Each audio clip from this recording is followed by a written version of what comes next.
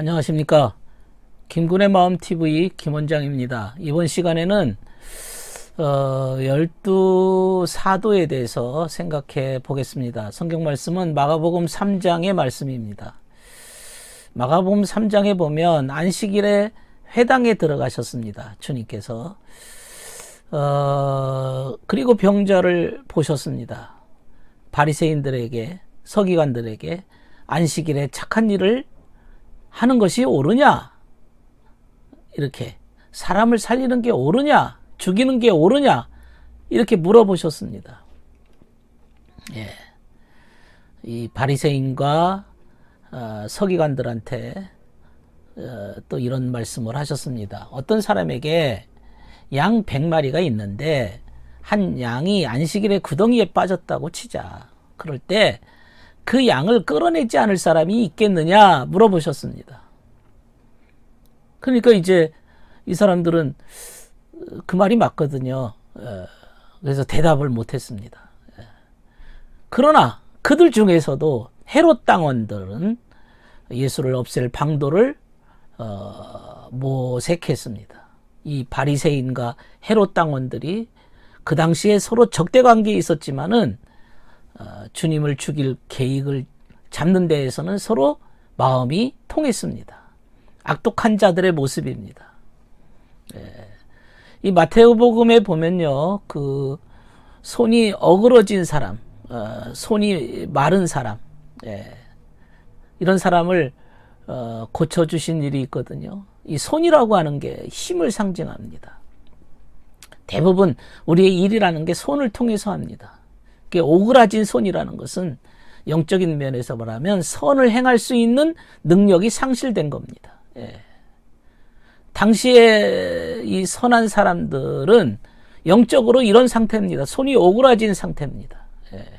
근데 주님께서 그 손을 고쳐주셨습니다. 이 말은 선을 행할 수 있는 능력, 그 힘을 회복시켜 주신 것이죠. 또 주님께서 이제 해변이나 산에 자주 올라가셨습니다. 바다라고 하는 것, 해변가에 바다라고 하는 것은 물이 흘러서 모여 있는 곳이지요. 커다란 물이 모여 있는 저장고입니다. 이걸 우리의 마음으로 말하면 우리의 기억의 세계입니다. 기억 안에 들어있는 지식의 세계입니다. 기억 안에 들어있는 지식의 세계입니다. 우리는 이 지식을 토대로 생각을 합니다. 그래서 좀 더 높은 사상의 생각에 이루고자 하는 것이죠. 주님께서 해변가에서 말씀하셨다. 또 해변가에서 고기를 잡는 제자들을 어부들을 제자로 삼으셨다는 표현이 이러한 지식의 세계를 영적인 세계로 끌어올리고자 하는 상징적 의미가 있는 것이죠. 마가복음 4장 1절에 보면 제자들에게 배 한 척을 준비하라고. 그래서 사람들이 막 몰려드니까 배를 타고서는 그 위에 앉으셔서 이제 설교를 하셨습니다. 우리의 기억에 모아진 그 지식을 통해서 우리에게 도와주신다는 말입니다. 우리의 생각을 잘해야 됩니다. 우리 안에 이미 들어있는 양심적 지식, 진리의 지식이 있거든요. 이걸 통해서 자신을 고찰하고 생각하는 겁니다. 그러면 우리의 잘못된 과오를 다시 극복하고 회복할 수가 있습니다. 바다 위에서 배를 띄우시고 설교하신 주님의 의미입니다.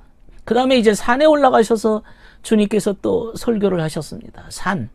산이라고 하는 것이 이제 우리의 높은 이게 산에 올라가듯이 우리의 생각에 높은 산으로 올라가는 것이죠. 높은 의미의 생각입니다. 사상입니다.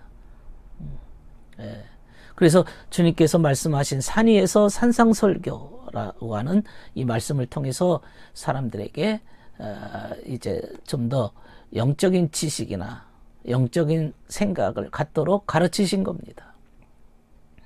또 주님의 제자를 사도라고 그럽니다. 사도라고 하는 것은 보냄을 받은 자들이죠. 제자라고 하는 것은 진리를 배우는 자들입니다.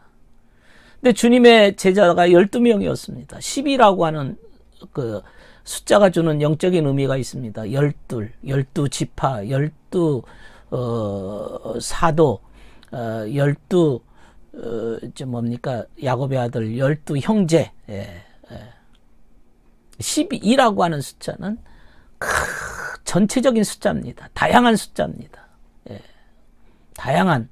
그러니까 주님의 사도가 12명이라고 하는 것은 단지 12명이라고 하는 물질적인 숫자보다도 그만큼 다양성이 있습니다. 예를 들면 우리가 이제 베드로 그러면 믿음의 대표자입니다. 믿음의 다양성을 얘기합니다. 또 믿음만 다양한가요? 야고보처럼 행함을 강조하는 다양성이 있죠. 또 요한처럼 사랑을 의미하는 다양성이 있죠. 그래서 각 12사도라고 하는 것은 우리 마음속에 들어있는 그 진리에 대한 다양한 면들을 말하고 있는 겁니다. 때로는 요한이, 때로는 야고보가, 때로는 베드로 같은 그런 것들이 다양하게 내 안에서 표출되는 것이죠. 우리 마음에는 세 가지 부분이 있습니다. 하나는 이해, 의지, 행동입니다. 이해라고 하는 것은 깨닫는 부분이고 지성적인 부분이에요. 의지라고 하는 것은 내 마음속에 목적적인 것입니다. 동기입니다. 동기. 행동이라고 하는 것은 밖으로 드러난 것이죠. 결과입니다. 중요한 것은 우리 마음속에 이러한 동기와 생각이 행동으로 이루어져야 된다는 것이죠. 행동으로 이루어지기까지는 전론발의 상태입니다. 신앙이라고 하는 것은 이해와 의지와 행동이 나타나는 거죠. 다시 말하면 이해라고 하는 차원은 지식적인 차원이고 진리적인 차원이고 진리에 대한 믿음을 얘기한다면 베드로라고 얘기할 수 있어요. 내 마음의 의지라고 하는 것은 애정이고 내 마음의 의지입니다. 이것은 요한을 얘기할 수 있어요. 그리고 행위를 강조하는 야고보를 얘기해서 그러니까 베드로, 요한, 야고보가 내 마음속에 믿음과 사랑과 행동으로 나타나는 것이죠. 우리가 참된 믿음, 참된 신앙, 참된 삶이라고 하는 것은 믿음과 사랑이 삶에서 이루어진 상태가 삶이 그게 바로 참된 삶입니다.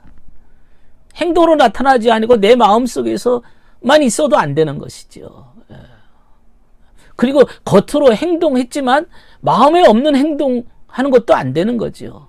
마음에 없는 행동으로 잘 포장하고 사람들한테 보여주기 위한 거칠애를 가지고 그걸 마치 신앙이라고 마치 믿음이 있는 것처럼 얘기할 수도 없는 거죠. 세 가지가 종합되어야 됩니다. 생각하고 목적하고 그 다음에 행동으로 나타나야 됩니다. 그래서 우리의 삶이라는 것은 이렇게 세 가지가 종합적으로 이루어져야 된다. 그러니까 행동이 선하다고 해서 그게 사실은 포장지일 수도 있거든요. 겉으로 나타나는 모습이기 때문에 그 마음이 과연 선하냐. 근데 이제 바리새인과 율법학자들은 끊임없이 외식을 하거든요. 겉으로는 보여줍니다. 그러나 마음에는 없어요. 진리가 없습니다. 의도가 순수하지가 않습니다. 이기적인 목적이 꽉 차 있어요. 중요한 건 이겁니다. 이기적인 목적을 가지고 행동으로 나타난 것은 그것은 믿음이 아니라는 거죠. 어떤 사람 말하기에 뭐 좋은 게 좋은 거다. 좋은 게 좋은 거 아니냐. 뭐 이렇게 진리에서는 그런 걸 원치 않습니다. 그저 뭐 어떻게 됐든 간에 잘 된 거 아니냐. 이런 식의 것은 주님이 원치 않는 말들입니다. 끊임없이 포장된 모습은 그건 진정한 것이 아니라는 것을 주님은 의도가 중요한 것이다 하는 거죠. 베드로, 야고보, 요한 우리 안에 있는 세 부분입니다.